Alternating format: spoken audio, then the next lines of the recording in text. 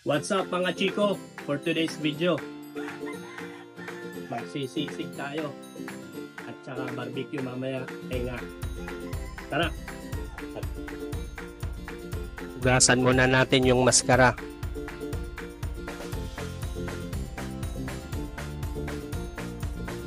Tapos sandan na natin para pakuluan. Tapos ito yung mga sangkap: bawang, luya, tsaka asin, paminta. Yun lang mga chiko. Tapos katamtaman lang yung apoy. Tapos hintayin lang natin na kumulo. Tapos kumulo, balik ta rin naman.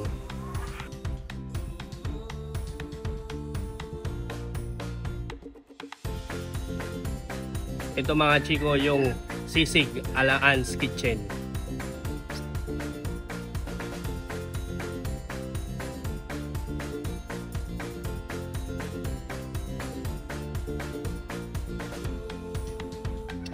Bali chiko, inihaw muna natin.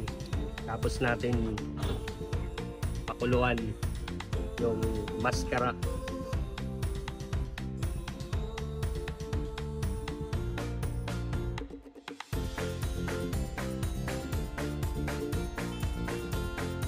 Kahit hindi na masyado nating ihawin mga chiko, kasi pinakuluan naman to, luto na to.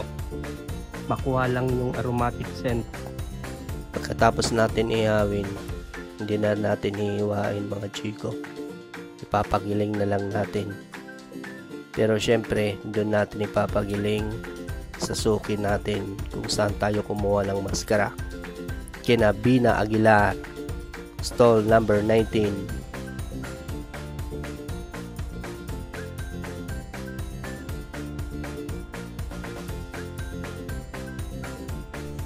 Tapos ito yung mga sangkap mga chiko.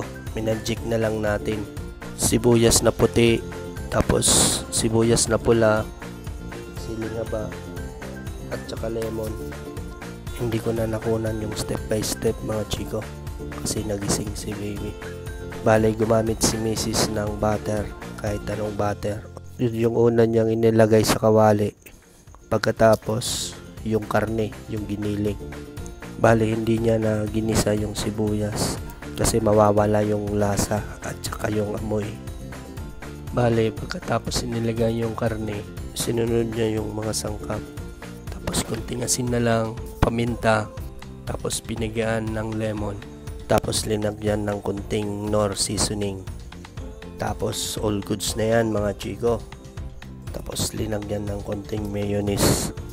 Tapos ready na to para ibinta. May 130 at saka 160 pesos. At ito na yung sisig ala Ann's Kitchen.